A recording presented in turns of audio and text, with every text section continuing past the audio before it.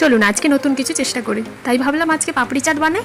প্রথমে পাপড়িগুলোকে বানানোর জন্য প্রথমে 2 কাপ আমি ময়দা, সুজি, একটুখানি তেল, স্বাদ মতন লবণ আর একটু জোয়ান দিয়ে ভালো করে নর্মাল টেম্পারেচারে জল দিয়ে ভালো করে মেখে নিয়েছিলাম। এদিকে আলুটা সেদ্ধ করতে বসালাম আর এদিকে পেঁয়াজ, টমেটো, শসা ভালো করে কুচি কুচি করে কেটে নিয়েছিলাম। তারপরে মিষ্টি চাটনি বানানোর জন্য আমি প্রথমে তেঁতুলটাকে কিছুক্ষণ ভিজিয়ে রেখে গ্যাসের মধ্যে বসিয়ে দিয়েছিলাম। তার মধ্যেই আমি স্বাদ মতন লবণ, একটু গুঁড়ো মশলা, একটু লঙ্কার গুঁড়ো আর চিনি দিয়ে দিয়েছিলাম। তারপর পাপড়িগুলো বানানোর জন্য আমি ছোট ছোট পিস করে কেটে নিয়েছিলাম। তারপর বেলে নিয়ে থালার মধ্যে রেখে কাঁটা চামচ দিয়ে ফুটো ফুটো করে দিয়েছিলাম। তারপর কড়াইয়ের মধ্যে তেল দিয়ে মিডিয়াম আঁচে রেখে আমি পাপড়িগুলো তেলের মধ্যে দিয়ে দিয়েছিলাম আর ভালো করে একটু ভেজে নিতে হবে। পাপড়িগুলো ঠিক এইভাবে ক্রিঞ্চি হবে। এদিকে আমার মিষ্টি চাটনিও রেডি। এরপরে আমি থালার মধ্যে ভালো করে সাজিয়ে নিয়েছিলাম পাপড়িগুলো। প্রথমে পাপড়িগুলো দিয়ে তার মধ্যে আলু সেদ্ধ, পেঁয়াজ কুচি, শসার কুচি, টমেটো কুচি আর ওই ভাজা মশলাটা দিয়ে তারপরে আমরা যে মিষ্টি চাটনিটা বানিয়েছি ওটাও দিয়ে দিয়েছিলাম। একটু টক দই দিয়েছিলাম, একটু ঝুরি ভাজা দিয়েছিলাম, চাট মশলা দিয়েছিলাম, স্বাদ অনুসারে একটুখানি লবণ দিয়েছিলাম। এটা দেখতে যতটা সুন্দর লাগছিল খেতে আরো দুর্দান্ত লাগছিল। আজকের জন্য এইটুকুনি, দেখা হচ্ছে পরবর্তী কোনো মিনি ব্লগে। টাটা।